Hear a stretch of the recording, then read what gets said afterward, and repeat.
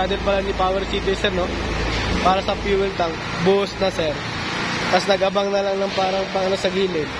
Tapos pagdating nung fuel tank, sir, yun na lang yung pagbabasihan, no? Based sa buhos.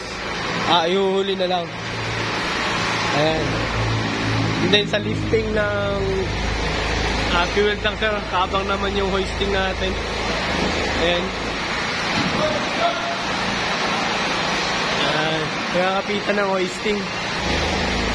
Ganun din sa kabila, sir, no? Yan yung pinaabang natin. So by Monday daw, sir, delivery nung fuel tank ni Power City, pinakamaaga yun, sir. Yun yung as per nung PTG natin, no? Last Tuesday. So yan, nakahanda naman, sir. Open naman dito. So pag i-deliver, kaya naman.